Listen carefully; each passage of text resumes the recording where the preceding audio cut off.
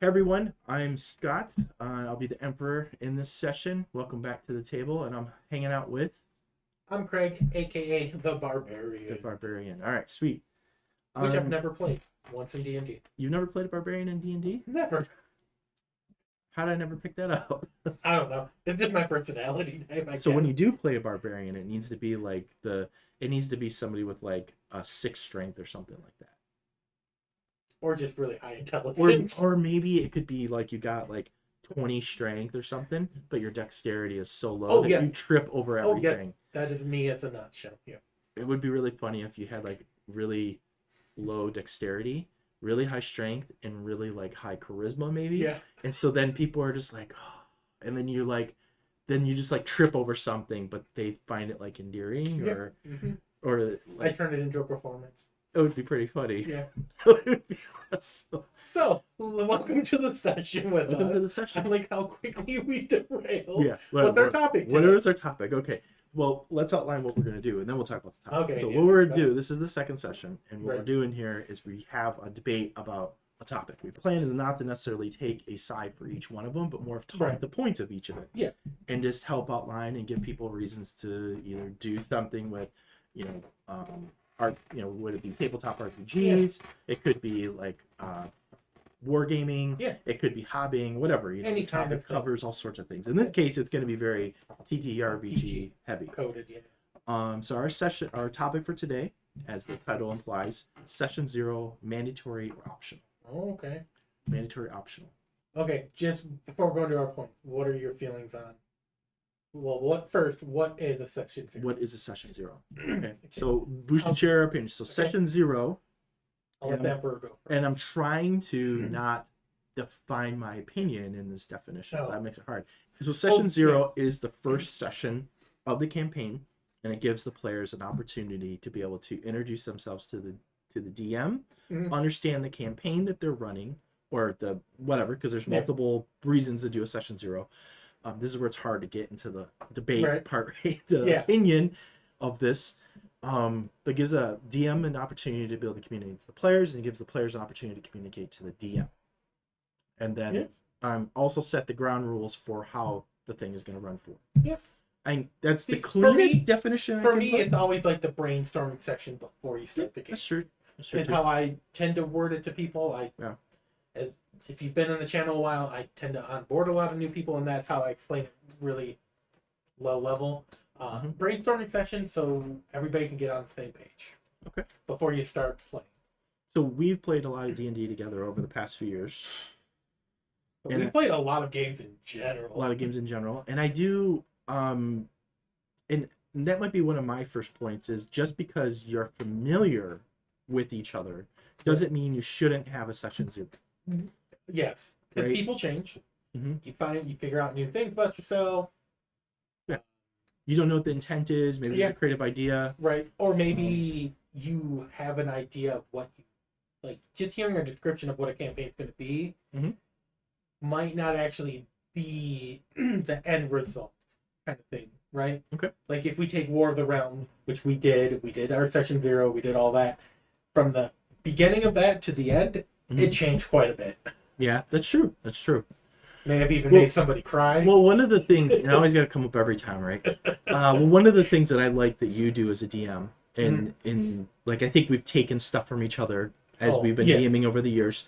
One of the things I like that you do during your session 0, in particular, is what kinds of things do you want to do? It could be something that you think is really cool. You try to really get, what do you want your character to do? You're in control of your story. What do you want the character arc to be? And as an opportunity for me as a player, you as a DM, or the other way around, to be able to say, how do we evolve this story and plan it in a creative way, instead of like springing stuff on people, right? And people take things differently. Some people like love being surprised in the moment, and some people don't. And it gives a opportunity to figure that out. Also, as the person that's done that quite a lot, it also lets me know what like high level, what pop culture like hero are you going for? Yeah. Like with Nesho, he was like that samurai. I'm learning how to be a leader. I'm supposed to be this grandiose leader of this nation. I don't know what that means. Yeah. I'm Yeah, just trying to figure a lot of ways to yeah. interpret it. Yeah. Yeah. So and it also just helps build like random little nuggets that you can throw in there because we all know those tabletops don't give you exactly everything you want in one neat little package. Yeah, yeah. Just a lot of kit bashing. It's not kit bashing. And it's fun. Well, one of the other things that I think are important about a session 0. Right now, we're very pro session 0, but I'm sure we got some counterpoints to session 0 here. But not yet. One of the other things for session 0 is outlining any homebrew rules. Yes. Well, I think we skipped over one thing. Okay. Real quick. What you want your character, what you want in the game is a good one. Oh, yeah. The other part is talking about what you don't want in the game. Okay. A lot of people have phobias. They have like trauma triggers. Yeah. They have any number of things. Like for me, I don't like, even though I've written some really things, I don't like gory, graphic blood scenes. Just because it makes me think about it really hard in my head, and then I get fainty. Craig, aka the Barbarian, doesn't do great with blood. I know, go figure. Maybe that's why I haven't played a Barbarian. No, yeah.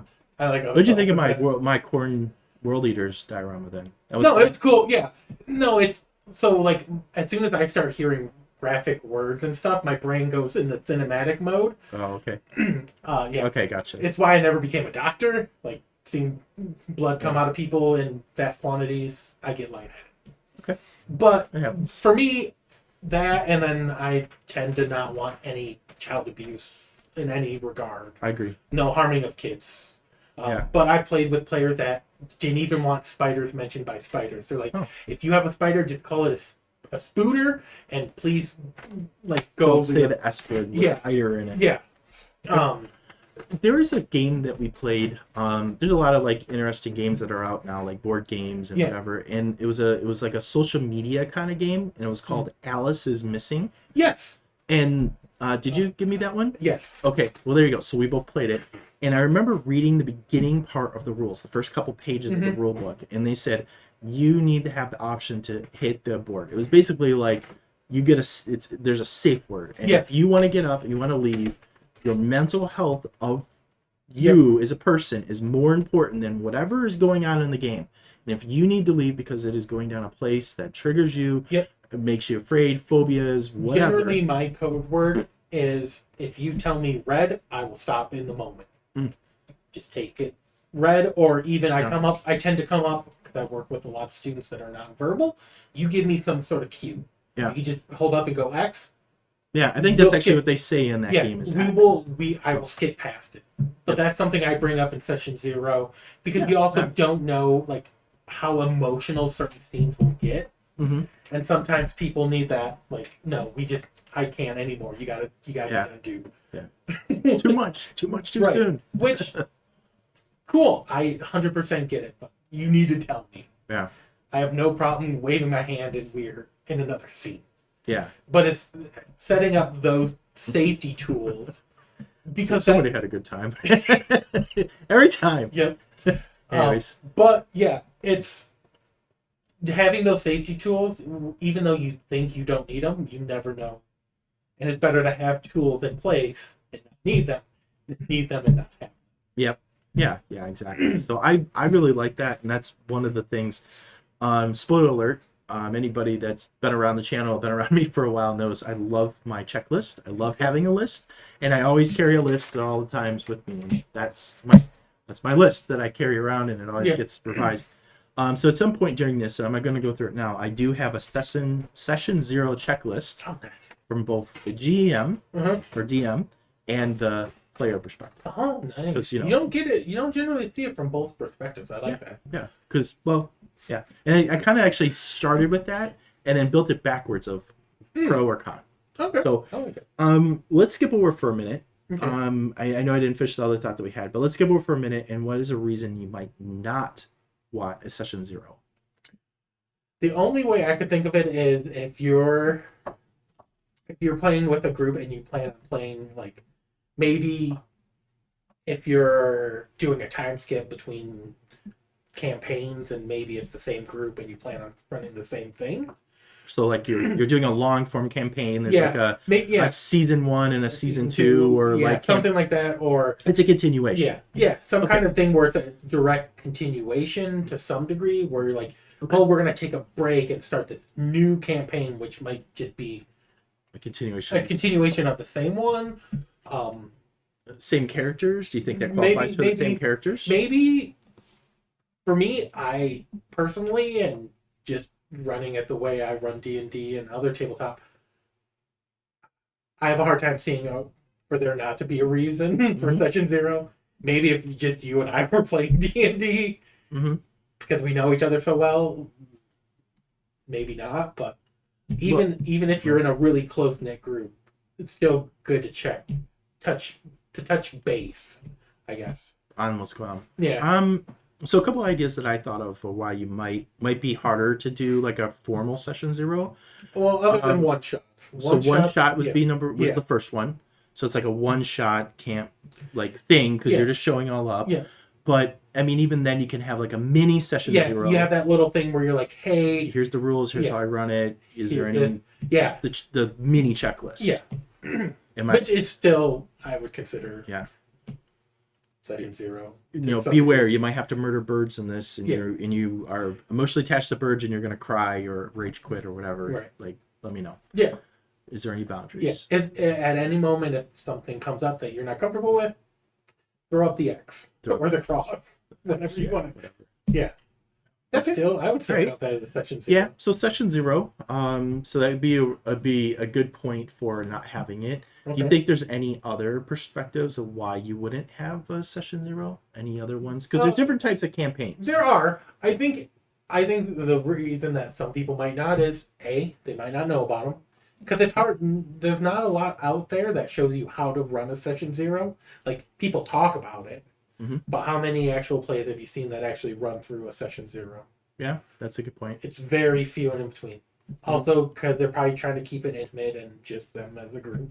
Okay. I know we've streamed a couple of ours, but I think it's mainly that, or people just think they know their group that well, and then that's when you hear about the horror stories. Yeah, that's a good point. And I mean, I think if things start going wrong, then that could be a good indicator. Did you do a Session 0? Yes. But more importantly, did you do a Session 0? If the answer is yes, more importantly, did you do it in a way that you got all this out? Yeah. And I'm going back and thinking about a campaign we ran or were part of not too long ago, and our expectations of what we were doing was different than the person that was running the campaign and the person that was participating. Another person was participating in the campaign, and I guess, just to kind of like talk about it out loud, we were running an all evil campaign, which is usually controversial anyways, because what do you define as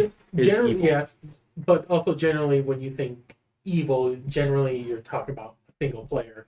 You don't often see the whole party as evil. That's true too. And then you're trying to take different aspects of evilness and blend that together. What's literal, what isn't. Yeah. And a couple of the mistakes that I feel like we made in there is defining what we each, like if I had to go back in time to our Session 0 for that, because we did do a Session 0. Did we? We did. I thought we did a very, if we did. It was very informal. It was very informal. It was like we did that, and then 5 seconds later we did the thing. Very half-assed. Yeah. And it was the kind of the beginning of when we were starting to branch out and get a little bit more serious, if you will. Yeah. And part of that, a couple questions I would have asked is, based on what the campaign's about, what does that mean to each of the players? I would have had each of the players answer that question. In this case, what did evil mean to you? And have them describe it, because that would let me understand what they're trying to do. And then, since you're talking about evil, what things are too evil for you to be able to handle? What acts are off your list? So you're saying, harm to children. Harm to children would be bad. We don't want to do that, right?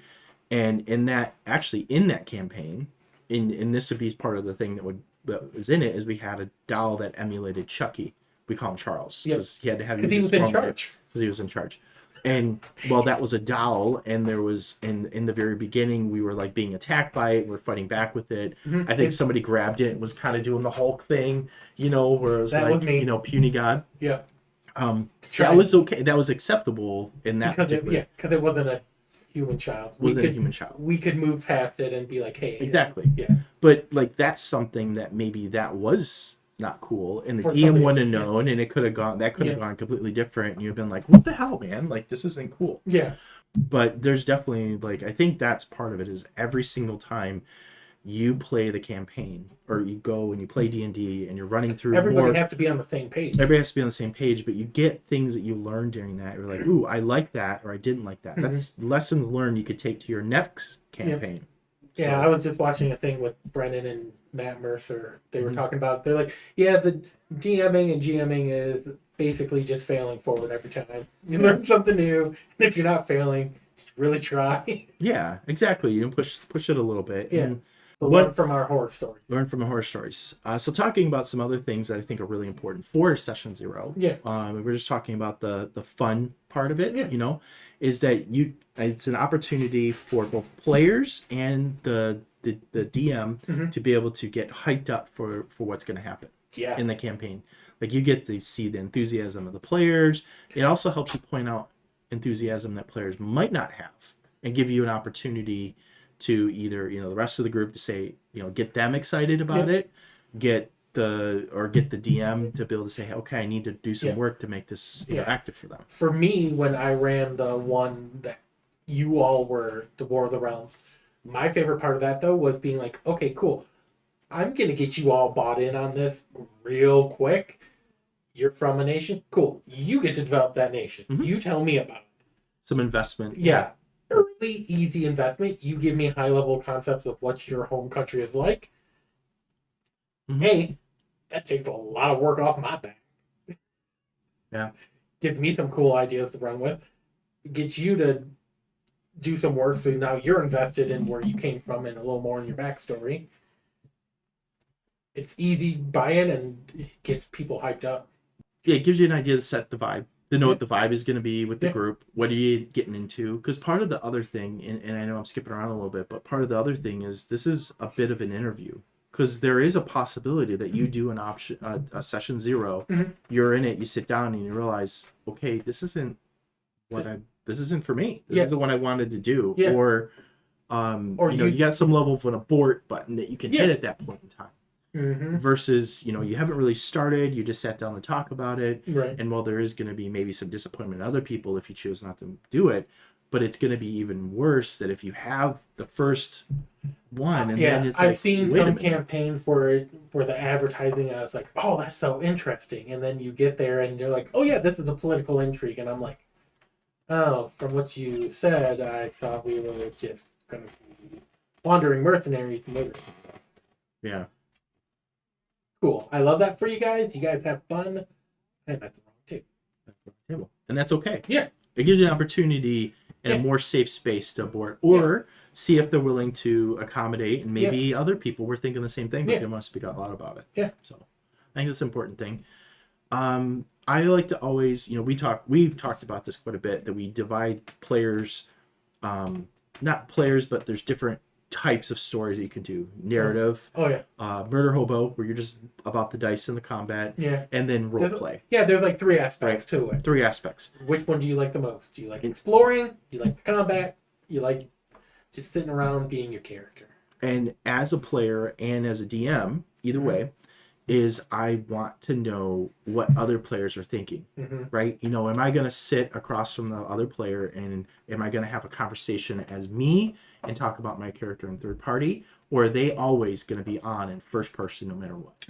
Right. There's a big difference in how you interact, and I need to say, am I comfortable with that? Do I want to step it up or do it, or what? Like I have to decide what I want. Your level of engagement in whatever aspect. Exactly, and what level of it that you're going to do. Yeah. So, like example with yours, you tried to get into it. Like you even dressed up for most of the sessions when we did our All Evil. Of our All Evil, you were like, I would say most of them you were dressed up. Yes. You might not have been the whole entire time. No, which the get up got real hot real quick. Yeah. And some of that makeup ran bad. Yeah. So, but I mean, like I think you even got like a costume commissioned and like all sorts of stuff. oh, I'm just gonna have this fun, goofy character. It's got like a particular story. And then I started getting into it. Got other people. And then I actually went and bought like some cosplay stuff and like started doing a few things. And, yeah, it was fun. I really liked the problem I always have though is trying to do character voices. Anybody that watched our Thanksgiving one shot from a year ago. Oh yeah, Idiot Sandwich. Yeah, Idiot Sandwich. I could not keep that accent. I tried so hard. Wow, you're having fun with it. Well, there's some drinking involved too, which I think. No, stone cold sober that whole time. I had a flask, but it was nothing in there. Well, yeah, I think you were. Well, anyway. Yeah, so stone cold sober. There's a lot of things going on in that session. And I think over the years, I've gone more from loving the combat to being like, I'm here for a cool story and exploring the world. Yeah, I mean, it is fun to roll the dice, and I don't not like it. I think it can also be very frustrating, but also really exciting. Right. That was our last session, right? Nat 1 versus Nat 20. Yeah. But also, like, rolling dice doesn't always mean combat, though. That's true. That's a good point. Exploring the world, figuring things out. Yeah. Math rocks do math rock things. They do. Stupid shiny math rock. I think I seen a cartoon the other day. It was like math was mental abuse towards humans. Sometimes it is. That was funny. You never know how awful you are at math until you roll a bunch of dice and then have to have 5 people look at you and you're trying to do mental math. Yeah. Simple mental math at that. 3 plus 2, 5. Yeah. But it's 10 minutes after. Some days are easier and some days are harder. Yeah. Well, one of the other things, so we talked about players being able to hit the abort button on their own. Yeah. But it could be that the group or the DM goes, this person doesn't fit what we're trying to do. Right. So it could be like a vote off the island situation. And it doesn't always have to be mean or confrontational, but it could be like, hey, it seems like this isn't going to be a good fit. Mm-hmm. Sometimes it's bringing a new person into a group, or it could be a new group just meeting for the first time. I've seen it both ways. Yeah. Or it might just be the GM being like, hey, I don't think as a group we're a good fit for what I'm planning on running. Mm-hmm. I have these other ideas. Would any of these work for you guys? Yeah. It's true. I think that would work. I think it's open to communication on what's happening there. And I think that's what Session 0 boils down to in a nutshell. Communication. Healthy communication. Being realistic, though. Yeah. Like we're talking about this very clinically. Yes. And we know that real life isn't always clinical. Oh, God. And some people have the emotional intelligence of an 8-year-old. They do. And sometimes I'm that 8-year-old. But I think giving it an opportunity to let people do it is an important thing. Mm-hmm. So, maybe some of the people that are like, oh, we never talk about that or whatever. There's a lot of people that are in denial about their feelings, always. Mm-hmm. But you have to be able to give people an opportunity to talk about those feelings. Yeah. Or to be able to express what they're feeling. And it makes it easier to have a conversation later. Mm-hmm. And do the hard work up front. It's easier in the long run. Usually. God, I really should go back to school and become a therapist. You should. Therapy through D&D. So we did talk about a few things. We got, aligning our expectations, trying to preemptively resolve table conflict. Yep. One of the other points that we have with this is, we really clarify what the DM's authority is with the players. How loose is it going to be? And it kind of goes into, and we'll debate more about this topic in another session, but is it going to be more sandboxy? Is it going to be more more like a story oriented where, and there's points to both of those, if it's sandbox, players get to do, definitions here. Mm-hmm. Players get to kind of do more. It's a world exploratory kind of thing. Yeah. Versus, something that might be a little more story oriented where there's some guardrails. And those guardrails can be very strict or they could be very loose. Yeah. I guess more loose you are, the more towards that. But it helps you understand what you're getting into with that as well, and how much the authority the DM is going to help you. There's a lot of times I've seen groups where some interesting stuff is popped off, and the DM is a very non-confrontational person, which some people aren't. Cool. But that's also not cool when certain things are going on. Mm-hmm. Especially when you talk about toxic players, because is that DM going to shut that down, or is stuff going to happen even after we've discussed it? Stuff going to happen. Yeah, I think that's one of the we're trying to be realistic. Yeah. we could talk about this very clinically, and then we could talk about what and reality. Then, and then when stuff goes pear-shaped, you're gonna have to be like, cool, you're not doing your job, I'm out. Yeah. What is the threshold of? Yeah, that other players can see the red flags though too. Yeah. That might be a reason they hit that abort button. Yeah. In a session 0, there's some murder hobos I would not play with. Or there's some that just want to do the murdering all the time, and that's it. And sometimes that is fun. Sometimes I just want to roll dice and stab stuff. But there's a person I know that NPC talks slightly too long, and she will just murder them. And I'm like, seriously, we just needed them to get information to finish this. Stab. Yeah, that's what she does, and she only plays rogues. And I'm like, hey, we need to give them 5 seconds to talk. Yeah. It's taking too long. 100%. I was like, I don't know how your groups do that. I know. Yeah. It's happened to us a few times. I mean, not quite so dramatic or whatever. Right. But like I'm thinking about our lovely barbarian of the purple kind, and he decided that. Yeah, he would let them talk a little bit. It was kind of like, man, forget this crap. Yeah, screw this, Leroy Jenkins, and then would go and. Hey, it's still not nearly as much as me telling a giant robot to kick rocks, and then he downs me in like the first third. Hey, when you pull your robot head out of your robot butt, come talk to me. Oh yeah, I think that was similar. I think all that happened at the same thing. No, is it a different one? Am I mixing things up a little bit? Yeah, probably. Well, whatever. That's what happens. The human memory is fallible, so. Yeah. I was really trying to think of reasons not to do a session 0. Mm-hmm. We already talked about one shots or very short story arcs. Mm-hmm. Maybe it could kill some of the momentum or enthusiasm, where it's like you're giving away too much, because you kind of have to reveal maybe a little bit. You don't have to give people the story plot and everything there, but you need to. But if I say, hey, we might, I don't know why I'm fixated on killing birds today, but apparently I have a. But like if you're talking about like, oh well, you know anything about killing birds, and then all of a sudden the big bad is like a bird, or you don't know who they are, and then the align, and all of a sudden the players put it together more quickly. You could kill some of the story plot. I mean, that's maybe I'm dipping my toe in other topics that are a little bit too much. But sometimes a rock is a rock, or a bird is a bird. That's true too. Or you use the bird to kill two rocks. Two rocks. Thank you for completing my sandwich there. I appreciate it. Yeah, there is a way where you could give away too much, but that's also something that you would learn with experience, though. One of the other ones I had here was experienced players that already know each other. You touched on this a little bit. Yeah. So maybe a group of players that session 0 maybe doesn't have to exist, but it could be much shorter. We're going to do the thing. Yeah, we're going to do the thing. Hey, is there anything that anybody doesn't want in the game? Mm-hmm. No. You're good? Cool. So some of the other things that I have here is that, session 0, while you can have it, there's no reason why you couldn't have like a mid campaign 100% section. Just like a quick little check-in, see how people are doing. Realign goals and stuff, especially if you see players getting kind of disinterested. Like, hey, how's it going? What parts, what's not jiving for you? What parts are you guys liking? Like with Leighton, we've redone. He's like, I'm not so much into this class or subclass. I rewrote a whole new subclass for him that jived way better with what he was aligning for. Yeah. And that kind of worked out where you have it.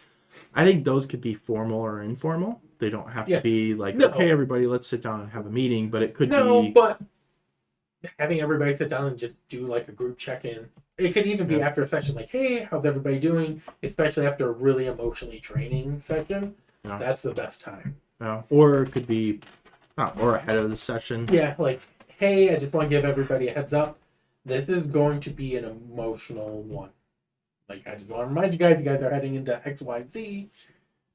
Like our check-in before the end of War of the Realms, the finale of season 1. Oh yeah, you gave a heads up. I think that was well done. So I had a couple thoughts that I just kind of wrote down about this. So one of them was, and these are kind of statements or debate points with it. Session 0 protects the DM from being blamed for mismatched expectations. I mean, expectations change constantly in everything that we do. Yeah.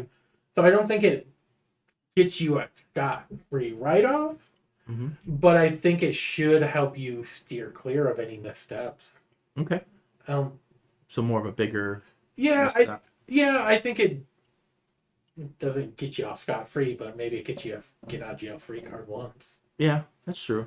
That's true. I mean, if you're railroading your players, then that's, and they're not expecting that, or they're, we're talking about story based. It's very guardraily. Yeah. And you can't go outside of the beaten path with this. You right. Just stay in the zone. Yeah, in that kind of scenario, yes, because we discussed it, but also you can have guardrails and then you can have guardrails. So it's also defining that. And then there's times, even in a sandbox, you're like, no, I have to loop you guys back around to finish this thing. Another top point here is Session 0 is the only time a DM can safely say this campaign is not about X. I've written these in a very confrontational way. You're welcome. Yeah. I disagree with that. I mean, I disagree with it too. But I could see how people could think that. At any time, anybody can be like, hey, no, we need to stop. We need to discuss. Okay. I think that works out. Yeah, and it's not just DM, GM, whoever. It's everybody at the table. Because like we said, you never know how something's going to affect you until it happens. One of the things that I seen, there's a line there that said, and it really just stuck with me. It said, if you skip Session 0, you're agreeing to run one later during an argument. Oh, yes, 100%. That one really resonated. 100%. Because like you said, if you don't do it in the beginning, something's going to happen. There's going to be some kerfluffle that comes up. It's like if you don't talk in a relationship and somebody goes and does Y when you thought they were going to X, or zig when you thought they were going to zag, then now you have to stop everything and everybody has to come together and realign. Yeah, if you don't do it in the beginning, you're going to do it somewhere in the middle. Right. Exactly. Either you figure it out now or take 10 hours to do it later, kind of thing. Yes, especially when emotions are super high. Well, that's pretty good. So here's I want to hit my checklist. Okay. Unless you got something specific you're thinking of. Let's see the checklist. So this is the DM facing checklist. So first one is campaign scope and structure. Yeah. So a couple bullet points from that. Is this a one shot or a story arc or a long campaign? Yeah. Are you expecting session count? So you're going to do an X amount of designated sessions? Yeah. Or are you going to just have open-ended until the story or arc or whatever, goal, whatever it be? However that is this going to be a fixed group or rotating players? And is it in-person, online, or hybrid? I love all of those. So you as a DM are saying, you're basically telling the players, what is this about? Yep. You're giving them the themes, the ideas, the overall thing, and then figuring it all out. Love it. And I think some groups might even do hybrid too. Yeah. Some people stream in, some people at the table. Exactly. So it's you're defining all those things. Because sometimes what I think happens is, hey, we're going to play D&D on Sunday. Well, what's it going to be about? Well, then, are you in or are you out? Ride or die here. Right. If you tell me that, okay, cool. Do I have to have a character prepared before, or are we making them together?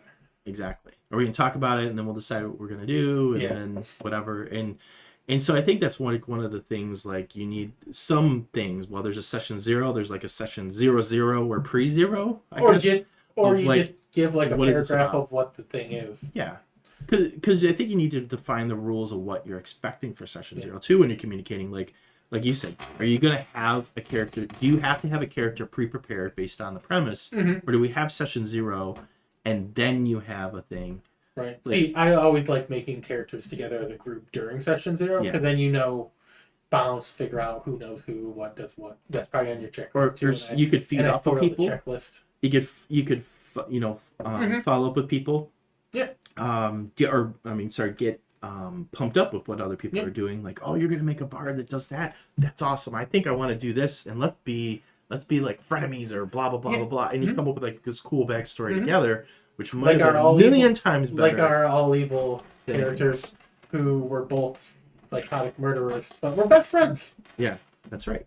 And then we're gonna start a whole business together. That also raised a murdered child together. Yeah, what was it? Deacon and Joker's Wayward Children. Oh yeah, Home for Wayward Children. Yeah, and we used them as agents to go out and do our. Yeah. Well, I thought of it because I was reading something where this person used like the homeless and street urchins as like a spy network, and I was like, oh, what if Joker just got a bunch of street kids to do crimes for him? Sounds good. I mean, that's why not. Right? He's influencing, today's youth. Yeah, never once got to use that. Not really. It got shut down pretty hard. Although I could not more, but because of a time skip jump. Yeah. Like we spent how many sessions building this all up? I don't know. I Prince awesome. Through that town and had 100 people following. And then all of a sudden we lost everything. It was like, you wake up 5 years later with nothing. Like what? What? Yes, that is when we should have had a session to 0 or 0.5. Whatever. It was like, so first thing on the checklist was campaign scope and structure. Yep. Second thing is tone and genre alignment. Yes. And so here's the checklist for that. Is it serious, heroic, grimdark, comedic, or chaotic? Okay, like all those. Is it high fantasy, sci-fi, horror, or mystery? Not that any of these I don't think have to be exclusive to all the others. Or low fantasy too. Like, hey, I don't want lots of magic. I want magic to be like it's a very rare thing. Or maybe this thing where magic is shut down and you're not allowed to have magic. Wait till you see what we got cooking. Expected level of role play versus mechanics. Yeah. So the DM, I think, you have players that have like what they want to do. I think as a DM, part of your job is to try to push the players to do something that they're, I don't want to use the word uncomfortable with, but something that they're, I am saying something they're uncomfortable with, but not from like a sexual way or like a, some type of mean way, but like is in uncomfortable with their skills as a player. So maybe a player is not very good at role playing, so you want to put them in more role playing situations so they can experiment with it or give them more opportunities. Yeah, at least give them time, the spotlight. Yeah, and encourage them maybe, and it's something you could discuss during sessions. Like, hey, we've played 10 million campaigns together, and you've always told me you wanted to role play more. Let's see, could this campaign be an opportunity for you to role play? Mm-hmm. I'll try and give you a little more spotlight. Yeah, give you an opportunity to do it. Yeah. Let's figure it out. Let's work on it together. Yeah, encourage them to. Yeah, helping players build their skills where they want/need. Yeah, because not everybody has to be the world's best player. No, and that's okay if you're not. You could just want to be part of the group and the story. Or that's also a point where you can talk to a player that's normally the face of the group. And I feel like I have this problem a lot. Where I'm the guy doing a lot of the talking and stuff, and be like, you know what, this campaign, I don't want to be that guy. Okay. Yeah, I think that's a good point. Or that's even a GM being like, hey guys, I know like maybe it's like our 10th campaign. I know Craig's always the face. How about somebody else be the face this time? Who wants to be the face instead? Yeah. And then try to like coordinate and tone down or rearrange or however. Yeah, I think that's a really good. Because in my newest campaign, I'm playing a support class with a 5 intelligence. Yeah. Okay, so and then the other one with tone alignment is humor welcome during tense moments? See, sometimes joking too much can be silly. No, you're right, but if you've ever watched any kind of thing with like an emotional, really hard emotions, you need that comedic thing after it to make that emotional thing hit just that much harder. Mm-hmm. But like you said, it's that right level of humor. Yeah. What was there too much? Yeah. Right. Is it Looney Tunes level comedic, mm-hmm. or are we just doing one-off things every now and then? Right. Yeah. Well, I think that would also fit into tone, though. Yeah, it would fit in the tone. You can kind of see it a little bit over here on the side, but I'm a big fan of Stormlight Archive, pretty much all of Brandon Sanderson's works. I like the stories that he puts together, and one of my favorite characters, two of my favorite characters that he's done is Lopin mm-hmm. and Wayne, and they're very similar-ish in nature, not the same character, but very similar-ish. Mm-hmm. And Lopin in particular usually makes fun of people quite a bit. He does. And I've actually really thought about that. But I think, he knows who he can and cannot make fun of. Yeah. because he's just that kind of person. But he does it at he has that perfect timing, which as a player is hard to hit. It is. In a book, so much easier. So much easier. And it's just really made me think about, like, what does perfect timing look like? And just in person, right? Because I very much like to read. One of the things I really like about Brandon's books is that usually you can gather stuff from them. You can read them and you can think about it and you can adapt it. It's one of the things that made me fall in love with Wheel of Time. Is within Wheel of Time, there's a lot of things in there as you see the characters grow and develop, and you can learn lessons through the characters to help you be a better person. Yep. Right? And with Lopin, with every character, I just say, well, what can I learn from this character? Is there something that I should think about myself? Something I can improve, change, blah, blah, blah, whatever. I'm going on a spiel here. He's a way better reader than me, because I'm just like, hey, what's the story? And how can I get to the end? You know, I don't know. I've gone through the Stormlight Archive books, start to finish, like 5 times. I'm finishing time 5 right now. I got less than an hour left of Wind and Truth. But anyways, there is, to finish up the 5th time. But Lopin in particular, during this reread, really resonated and hit home. And it was like, he's picking on people. And it's like, sometimes you can hurt people with what you're doing. In that alignment of where they're at and where you're at in the moment. So if, you think something is hilarious and you're all the way up here and they're, thinking serious, it's about them, they're in a situation that's really putting them down, then you making fun of them up here, down to here, now just made them go even further down, and now there is perfect example of that. Yes. Once again, we're gonna go to War of the Realms, because that final moment when Nesho unalives his wife unintendedly, you were devastated. There was a moment where I made you roll stuff, and you're like, okay, why? I'm like, I'll get there. These two are cackling, making little jabs and jokes. You're stressed out. If this was a cartoon, there'd be like buckets. Yeah, probably. And then as I'm doing it, that one's making a joke, so you didn't hear exactly what I was trying to say. You only heard bits and pieces, and you were super pissed. And I was like, whoa, hold up a minute. Yeah. Like, are you kidding me?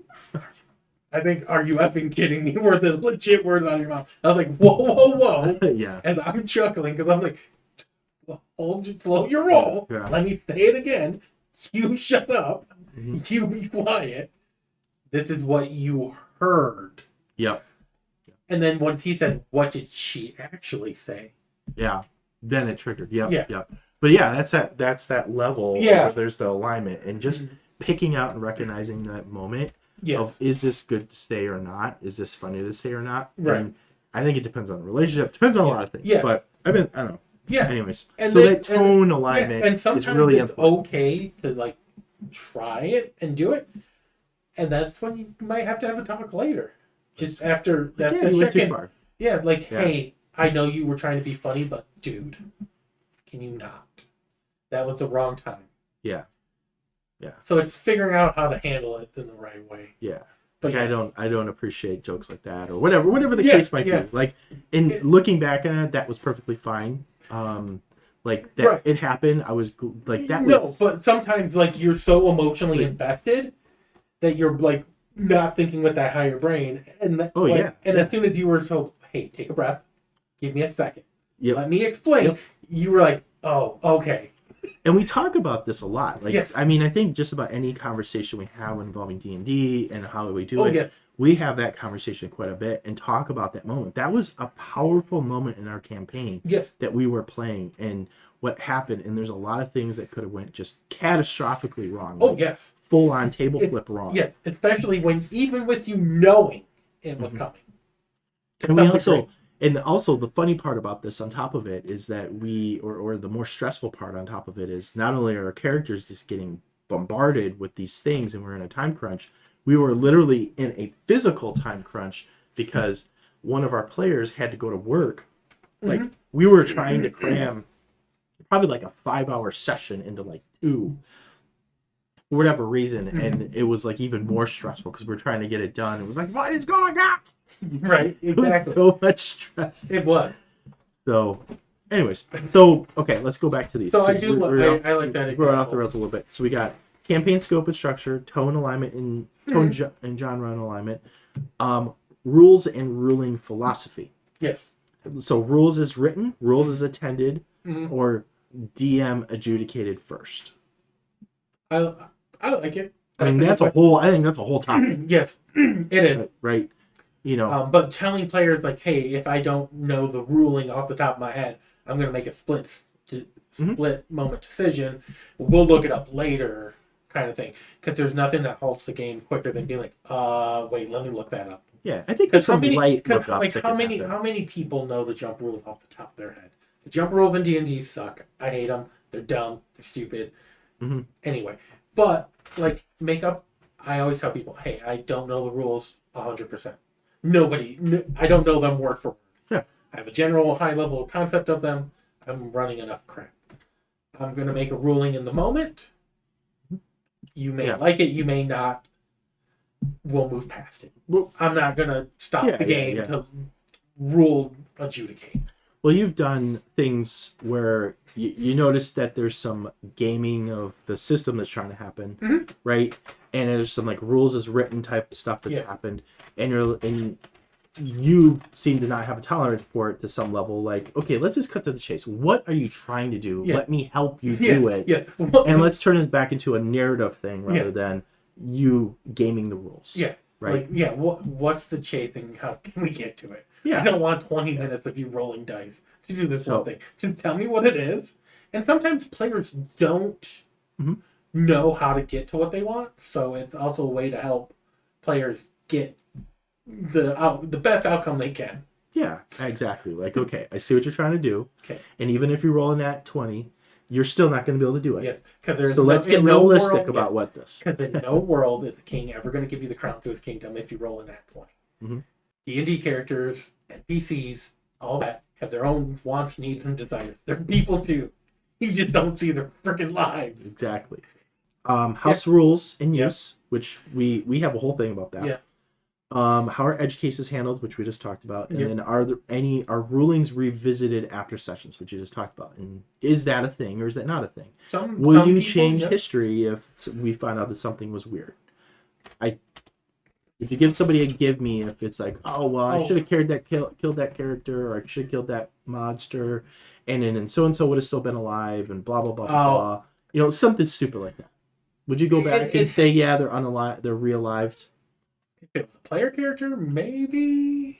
I mean, I feel like there's a lot of things that lead up to that moment. And if that was really truly the one thing. If that was solely the one and only thing, possibly. I would also talk to the player and be like, hey, we got this part wrong. Mm-hmm. Are you cool with us moving forward, or would you like it to be unspun? Sure. Some players are like, some players would be cool with the way it is, because in the moment we adjudicated it that way. Mm-hmm. Once again, though, it comes back around to the topic underlying our topic, communication. Well, as a side thing, one of the things that you do as a DM as well that I really liked, and I take things from, is you kind of like to do the deals with the devil kind of thing. Like, if you would like to take a level or 2 or 3, or depending on the situation, depending on how stressful it is, yes. And you adjust, like, I'll let you re-roll that. I actually took that from Daggerheart. Or I'll let you auto, something, or whatever. They have a stress mechanic in Daggerheart. So I use exhaustion as a stressor. Like, you're pushing your body beyond what it normally would. Yeah. And it could be emotionally. It could be whatever. And it's normally geared towards you, too. I know. Well, it's just it's like you really want it, and you could tell, and you're like, I got a deal for you. I usually take it, too. Because it's fun. It's like, whatever, like, you dumb idiot, you collapsed. You tried to do this thing. You tried really, really hard. You took, 3 levels of exhaustion. And you still didn't accomplish anything. You got a nat 1 and a nat 20? How bad do you want that nat 20? Exactly. How many levels for that nat 20 to come through? So sometimes that happens, and that's fun. That's fun. I've found out as a person, and I'm going off topic here quite a bit, I found out as a person, I'm more interested, or as a player, I'm more interested in having a dramatically deficient person. Like we opened it up with it. Having a barbarian that is a nat 20 strength, or a 20 strength, not 20, geez, a 20 strength and a 2 dexterity or something stupid. Like having that opportunity to be able to play that story. And the bull on a china shop character, which is me as a like that is more interesting than having just this min-maxed frickin' well, like, that and it barbarian. makes you think about how to play that character. Yeah, it more. has some natural character element or natural like. That's why I think elements. I like the point buy system better than rolling. We can talk about that later, though. That's another topic for another day. I know it just.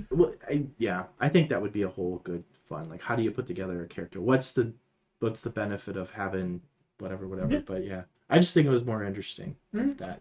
Like I always really my cleric with 5 intelligence, he's dumber than a horse. He is so dumb that some spells that charm you automatically charm him because his intelligence is so low. No, it's not even 5. I think it's 3. Oh wow! Animal friendship works on him instantaneously. But you know what the biggest kicker is? What's the material component for animal friendship? Morsel of food. Would you like a treat? Yes. Yep. So it's So the next thing. but it's a side thing, and I promise to get off this box. We have I always thought it'd be really fun to run a campaign where everybody is part of some type of like nobility, right? So you got 3, 4, 5 players, whatever, and they're all part of some nobility, and they've been convinced that they were the most awesome they could possibly be in whatever it is they do. Yeah, Tiffany with an eye. So you got one that thinks they are the most charming person in the world, but they're dog ass ugly. Somebody that thinks they're the best archer in the world, and then like do a whole thing where it's like boop boop. You know, the servants would like move the arrow and stuff like that. Move the thing. Or they move it target. all sorts of stuff. But it's like Tiffany with do the whole thing. The bard who thinks that she's the world's greatest singer, and she sounds like a rock tumbler. Yeah, rock tumbler. But you know what she is? She's a really good sword bard. But she wants to be a pop star. It's kind of funny the way that works, isn't it? Yep. I'd love to do that, and I'd also love to do one where you I'm actually going to do this. I've figured out the mechanics of how to make it work, but I give people a character sheet, and then as you go to take your test, you scratch off. Yeah. And then you get the play and figure out the sheets. character as you're doing it. Yeah. So cool. I just think that'd be so much fun to do it. All right. Anyways, so rules, rolling, and philosophy. We already covered that. Dice, failure, and consequences. And we did talk about some of these already in the last session. So how are Nat 20s handled, Nat 1s handled, fail forward, balanced encounters versus unfair, which we're going to talk about balanced encounters, I think, in the future. I have whatever. And then, but the one I think I want to talk about in this the most is character death, rare, possible, or expected. And that, I think, is really, really important for the DM to specify. Yes, and especially to know how the group wants to handle that. Because there are some people that are like, no, I love this character. I don't want them to die. So how do you handle that? Yeah. I think that's a DM versus player. Now, if I'm trying to play like an Elden Ring or what was the other one? Why am I blanking out on it? The really Dark Souls. They're both like they're proclaimed as difficult games. Like they you are die a lot or whatever. Yes. I just played Metroid Dread again. I've just played it through like last month, and I've died more in that game than any other game. You just die constantly. And Resident Evil are the same way. Yeah, Resident Evils, you die constantly, right? But there needs to be some type of real threat to some level. There is, but also D&D 5e is very, very hard. Player characters are pretty equipped for things. But some campaigns just want to have a cool, lighthearted story. Maybe I've seen some where you don't do, or if you do death saves and you fail, there's a chance that you could be brought back. Gotcha. And then I've seen other ones that are like the grim, dark, like hardcore survival that, no, you're making your death save, nobody at the table gets to see it. Only the DM and you. Yeah. And those carry over. That's pretty hardcore. It is. I think a long rest will get rid of one failure. Oh, wow. I kind of like that a little bit. There's a ridiculously hardcore survival campaign I want to do in like the island of our undead island. That'd be fun. You got to track. We'll go on I can go on a crazy. All right. We're going to skip that one because I really like that idea. Okay, so the next one is player agency and boundaries. Sandbox versus guided narrative. Can players break the story what topics are off limits, and safety tools, Yeah. such as lines, veils, X cards. Yeah. Talk about X Yeah. cards. So, I mean, we talked about all those, but as a checklist, we're talking about a checklist of what we can do, and this is a checklist, a DM of topics, how you want to cover it. So the way I view this, and Hey, I think I'm gonna put this into a PDF, and I'll put it in the bottom of this video. Share a link to it. And share a link to it so you could download it. But literally, you're running a session 0. I'm expecting you to go down this, and you're literally checking them off and saying, "Did I cover this topic? Did I cover this? Did we topic? talk about this? How is it going to be?" And it kind of preemptively lets you think about what kind of campaign you're going to run. Because a lot of times when you're putting together a campaign, you think about the cool story, you think about what you're going to do, you think about the types of like bad guys or good guys or NPCs or whatever. Like, it'd be really cool to do this, and you think about all that and you put it all together, but you don't. Sometimes you don't think about, well, how am I going to run this? Yeah. And how do I interact with the players? Yeah. So, checklist. You're welcome. I will share that. I've decided we're going to do it. Let's see. So, we talked about that. Social contract. So, punctuality. Expectations. Yeah. This is probably one of the hardest ones. What? Punctuality? Well, maybe punctuality. Oh. But, I mean, the social contract part. Because getting people together and meeting in a sequence and going together, I feel like is one of the hardest things. It is. It can be. I think having realistic expectations about how long everybody can, how often everybody can meet, but also how do you handle if one person is not there? That's true. What is your cutoff to where we cancel a session? Yeah, it's a good thing to cover during session 0. Because that's also part of the social contract. And then how long are our sessions going to be? Well, just think about your own attention span. Like, how often, after 2.5 hours, I'm like, okay, my brain needs a break. Your brain needs a break. But normally you're taking in so much information and outputting so much information. My brain needs a moment to, like, finish buffering. And then on that side, I need, like, a minute to eat something and to guzzle a thing of water. Yeah, that's true. I like to have one every about hour and a half. I think is a good time to take a break. Oh. I feel like 2-hour mark, perfect. Yeah. Because an hour, you're cutting something off in the middle. Yeah, you could. Yeah. You start planning it like an hour and a half. It usually ends up being 2 anyways. So. Yeah, exactly. Yeah, so, I don't know, but punctuality expectations, I think, what are you going to do? If you're planning to start at noon and people show up at 12:30, what's the deal? Yeah. As much as I try, I feel like I'm always late, or we always start a little bit later. Like, what are we going to do? What's the expectation? Some people get really mad about it. Yeah. Some people are going to be like, whatever. Some people just accept it. Some people get, the other thing with expectations, though, is snacking or drinking at the table. That's true. I think sharing those expectations, I'm going to give breaks. Side feature us, we do need to have a topic and debate about it at some point in time and how to handle initiative. Because I really like the way we did it recently with the workshop. I think there's a bunch of other ways and, the advantages of using different kinds of initiative and all that versus the very traditional, roll, dexterity roll thing. Anyways, so social contract. I'm just gonna put the rest so we can talk about another one and then we'll go on to the next because I have 9 things and we're on thing number 6. Okay. Punctuality. Yep. Attendance policy, phones, distraction policy. Yes. Because some people like to use tablets, or some people like to use computers, some people use their phones, some people use character sheets, and all those things could be a distraction depending on what's going on. PvP allowed or banned, and then metagaming tolerance.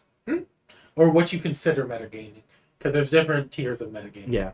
Well, I'm thinking about what's the one guy that I like to, he does like... Treant Monk? I think so, yeah, where he's like, but wait, action surge. Yes.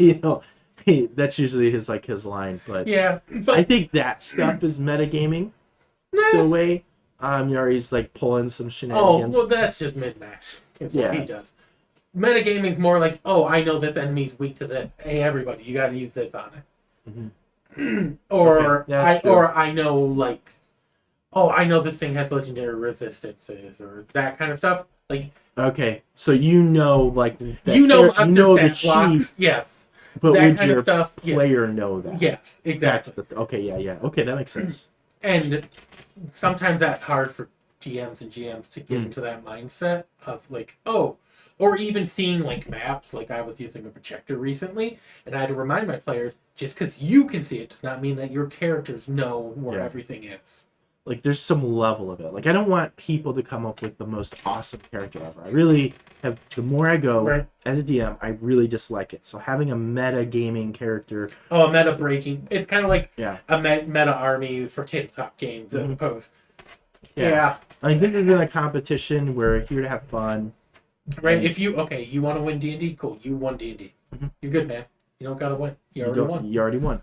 And that's part of what I do during session 0 when we have characters is like, I want your character to have one. It needs to have multiple flaws, but specifically with your stats, you need to have one stat that they just suck at. I don't care what it is. I don't care how much they suck at it, but they need to not be good at everything. I don't care if you roll it. I don't care if you do the spying system. You're going to take in one of these things. Standard Array, I think, has one of them with at least 9. An 8 or a 9 would be great. If it was a 7, maybe even better. I don't know. But I'd like to get your idea on it. And just don't dump it all on like charisma or something. Because I'm going to have fun with that. I'm going to be like, look at that ugly mother. You know, or whatever. Well, not only that, it doesn't always necessarily have to mean that they're ugly. They're just not good at interacting. Oh, it could be. The interpersonal beautiful looking, but then they just don't know how to. Because that's they get really stinky breath. Yeah. Because charisma is how you like your presence into the world. That's true. Yeah, you could be the goofiest looking person. So or you could be Fabio and just put in your mouth constantly. Yeah, basically Michael Scott.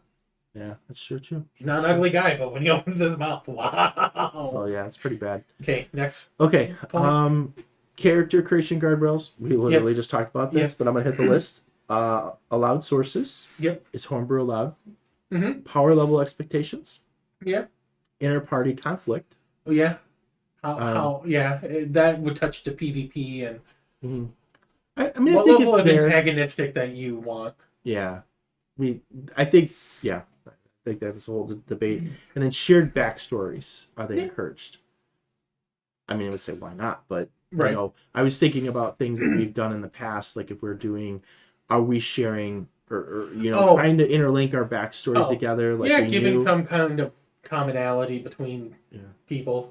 Yeah, I just don't like I personally don't like a group full of lone wolves. I'm like, why are you guys together? Yeah, what is compelling you all to come together in this whole thing? And if that's the point, I'm like, cool, can you make, I've had a player before be like, oh, the character I made, he wouldn't want to go on an adventure and do that. I was like, okay, cool. Well, either you need to make a character that would want to go on adventures, because the whole point of this is to go on adventures. I was like, you got to make a character that wants to do that, or that's a no for me, dog. This isn't going to work out. Yeah, exactly. If you want to play Farm Simulator, cool. This is not the game.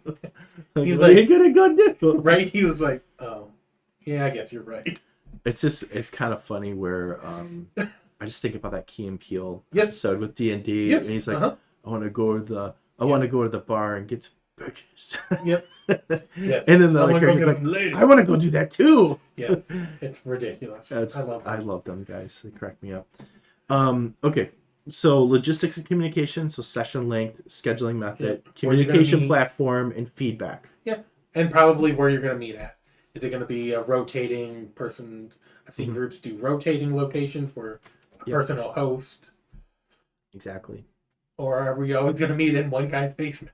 You may or may not get murdered. You may or may not get murdered. I think those are all good. The success rate is relatively high of people not being murdered, so we'll just go with that. Yeah.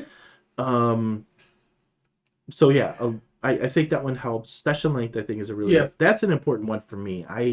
There's a limit where you get session fatigue is what I'm gonna call it. Like I said, 2.5. Yeah, I need a reset or something. Yeah, that's a good time to take a 30-minute break, bathroom, snack, debrief. It also gives DMs and GMs a real good time to be like, okay, they just broke all of this. I need 15 minutes to figure out how I come back from this. Yeah, exactly. And then the last one I have is win conditions and fun definition. We somewhat talked about this, but what does success look like? What kind of stories are we telling? And how will we know if something isn't working? Ooh. So these are all good communication points. Yes, but they are. But defining what that looks like. So if success for somebody is like, I want to build a nuclear bomb in D&D, it's like, well, I'm sorry, person, but that's probably not possible. We're gonna go ahead and just say it's not possible. If that's your expectation of success, then you need a different campaign. It depends on the campaign. There's a couple where I'm like, yeah, sure, but that would take a 20 level journey. Yeah. At your 20th level of being an artificer, we can figure out how you'd get there. Sure. Yeah. You'd be able to make one. Might talk a little funny. Okay, so I'm gonna hit the list and just talk about it at a time, and then I'm gonna speed run the player side because a lot of it's counterpoints to the list. So DM session 0 checklist, campaign scope and structure, tone and genre alignment, rules and ruling philosophy, dice failure consequences, player agency and your boundaries, social contract, and character creation, guardrails, logistics and communication, and win conditions. As a DM, then you should be covering at least all these points in session 0. That's my declaration. The Emperor's declaration is do that. Yeah. Even though I can't tell. Honestly, hitting those 9 points covers pretty much all the bases. It covers it. There's probably a few other points that could chuck in there, but maybe we'll do a new one in a couple of years. So I'll have a PDF for this one for the DM. And then I have a player-facing one. I'm going to speed run this one. Okay. First one is expectations. Yep. You as a player are asking, do you want these questions answered as a player going into a new campaign? So the DM and the rest of the players should be answering this for you, or you're giving an opinion on what you're expecting. Yeah. So like, hey, I'm here for a cool, hard-hitting social game. Or whatever. Yeah, I want to role play. I want to be the best role player ever, or I'm an aspiring voice actor or actress or whatever. And can you give me a platform to make that happen? Yeah. Okay. Whatever. We'll rate you on a scale 1 to 10 each time. Yeah. Is that what you want? Sure. Okay. Could be funny. I would get like how lethal is the world, how serious, and that type of thing. Point number 2: agency and choice. So, are there a couple examples? Are all problems solvable with combat?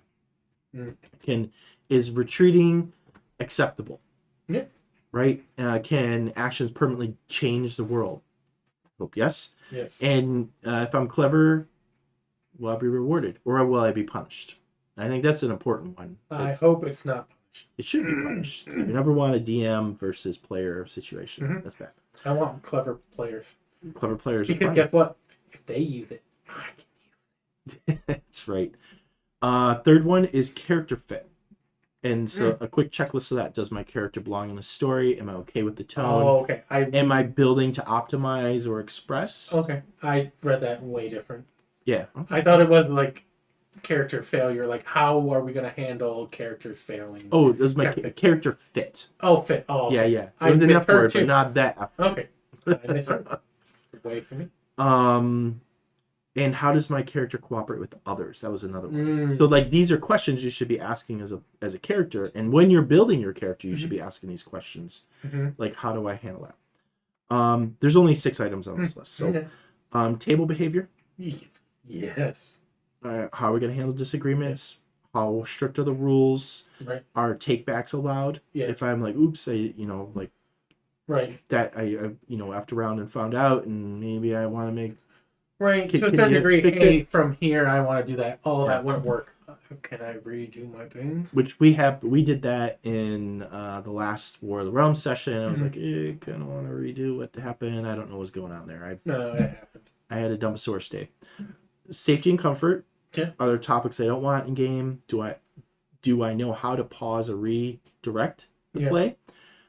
So is something going down a path and you want to kind of like instead of being the one like X card, and maybe you don't want to do that, but how do you kind of steer away from that topic when you realize it could be one of those, hey, we're just gonna fade to black and move on kind of thing, as opposed to the, hey, we're gonna stop, we're gonna talk about it, and then we're gonna move on. Exactly. For me, the fade to black is just be like, can we fade to black? Can we kind of move this along? But also reiterating that is not a skip button to get to the good stuff that you want to get to. I've had a player do that before, They were just like, can we fade to black? Because they wanted to get other people's stuff done to get back onto them. And I'm like, yeah, homie, no. It don't work like that. Yeah. There's not a skip button like in a video game. I like that they were having a good time, but still not at the expense of everybody else's good time. Yeah. Right. So we're just gonna keep going down the list. Okay. The other one is commitment. I think this is a really important question to ask yourself. What's my level of commitment? What's my level of commitment? Can I attend continuously or consistently? Right. So if your life is hectic and crazy, and you really strive and want to have, want to be able to do it, you got to be able to be comfortable. And this kind of goes to the DM side of how do we handle people if they skip? Yeah. Right. It's, if people skip and they're not able to attend, how can they, what do we do? Yeah. And there needs to be on the other side, like, am I okay with them skipping me or auto playing my character or, I went dumpster diving for a session. Yeah. I remember the whole thing where some players, some people didn't want to play, so we had them taken away by the trash pandas, and then they came back and were like, I really want to play because I changed my mind. And then they were found, the trash pandas returned them. Yeah. There was a way to do it, but, we got to figure out a way to... Yeah, you got to figure it out. Is that something you need to do? And then, am I okay with the session length, and can I communicate if something changes? Yeah. And that could be from a couple different ways. Like, I need to find out because people might flip their lid if I'm not there, everybody's going to flip out. People lose it. They do. On all cases. So, is this a safe environment to be able to do it? Yeah. I like that list. Questions that you should be asking at the table and yourself as you're going through session 0. And it's also a checklist. You can be like, hey, did the person running the game, did they touch on this that I understand, like the policy? It's kind of like your first day of work. Do I understand all the things I'm supposed to be doing? It's true. Yeah, don't murder people. It's probably in the company policy somewhere. If it isn't, it's free game. Maybe. I don't know. We'll see how that happens. On why they make rules. I got like a couple golden rules, but I think I'm going to leave them for the very, very end. I don't know if you have other points you want to talk about with this one. No, I actually think you covered pretty much everything really well. I like the list. Yeah. I like having a checklist. That helped me. That's what I do. I think the only thing I would add into the player side would be like backstories, and if there's certain bits that you want kept secret. Like, I know for War of the Realms, everybody had like their own little secret thing that they were doing. So sure. That's... You communicated to DM and you didn't want the other thing. Yeah. Yeah, because Roxy had one like that they were doing with the whole... I mean, we kind of figured it out, and they were kind of sort of hinting. It was ASMR Highlander-esque thing. Yeah. So we're going to... I think that gets us pretty close to the end of our session here, or the end of the session. I don't know, I'm being very... It is very soft with my language, but I want to leave with a couple points. Yeah. Session 0 is not about controlling. Nope. It's about it's about consent. Yeah. So consensual agreement between the players and the DM and how you all are going to run it. Yeah. Kind of like a relationship. How are we going to communicate when things get rough? That's right. Point number 2, skipping session 0, if people are just in a disagreement about it, means that we will run it later during conflict. Oh, 100%. Right? Yep. And to be honest with you, skipping session 0, I don't see very limited use cases, but but even other than a convention or a one shot. And even then, we're going to take 4 or 5 minutes in the beginning and run down. I will speed run that checklist. 100%. In fact, actually, I'm going to make a note for myself, and I will, prior to posting this, I'm going to I'm just going to write it down. Checklist. Love it. I'm going to do a one-shot speed run checklist. I have one of those too. So even if you can't, then you as a person could still pull down and ask these questions. Yeah. You as a player, real quick, be like, hey, we're doing a one-shot, but blah, blah, blah, blah, blah, blah. And I think, I said I was trying to wrap up here, but I fibbed. As a player, if I get invited to a campaign and and I say, are we going to do a session 0? And the DM says, no way, no how. I think my next question is, convince me. because I don't know if I want to do that. Right? You're nicer than me. I'd be like, oh, no session 0. Okay, I'm out, dog.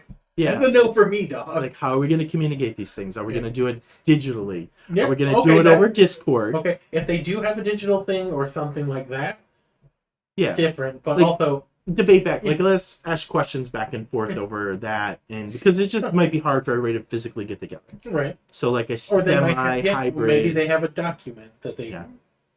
Okay, even though I'd still want to sit down and go through the document. Yeah, I think so too. Anyway. Just talk as a group, give people a chance to speak out loud, that type of thing. Yeah. The other one is you can always adjust expectations. Yeah. But you can always adjust expectations. Yeah. So 100%. just because we have a session 0 doesn't mean that everything is static forever. Yeah. But it is one of the best opportunities to be able to set the initial guidelines. Yeah, it's like when you build a house. That's the first thing you do when you build a house. Foundation. If you cheap out on the foundation, yep, your house is screwed. Yeah. Got a corner there, your house is not gonna look good. Sure, could be a little wiggly wobbly. Right. So I just kind of want to end this saying the game works best if we agree on what kind of fun we're gonna have. Yeah, 100%. Right. I think that's the ultimate thing. Like if we all agree what kind of fun we're gonna have, we're gonna do it. And that's kind of like the rule for just about anything. But we're talking about D&D. Right. It's like playing a game with a toddler, and every 5 minutes the rules change. Yeah, sometimes. Until I hit him with a pillow, and then it's all done. Yeah, and then all of a sudden these games aren't fun anymore. Whatever. Right. But yeah, suck it up, Buttercup. Right. Like it. I want to hear can't wait to hear what other people have to say. Maybe they add stuff to our list. Yeah. Do a revised one. Good point. So if you've listened to this session, you've gone through everything in it, you've heard our points of what we think. Yeah. If you think that we're ridiculous and you never run a session 0 and it's always worked out great for you, share that. I want to know why. Yeah. You know? How did you manage that? Because I can't. Yeah, exactly. Like, let it go. Yeah. Or if you and your group have another point that you add to your session 0s that we forgot about. Yeah. There's always a topic. We're two idiots in a basement. We forget stuff. We miss stuff. It's based on our limited experience. And the best thing about the internet is being able to share experience. Hopefully not with a bunch of trolling buttholes, but you know, sometimes that's entertaining too. It is. In the right perspective. Right. So yeah, let us know. What did we miss on our list? Or if you don't run a session 0, how do you manage that? Because I need to know. Yeah. Exactly. Cool. Yeah. We're going to be doing this more frequently, and we'll have more topics. We have a giant list of topics now, probably like 100 or so that we brainstormed one day.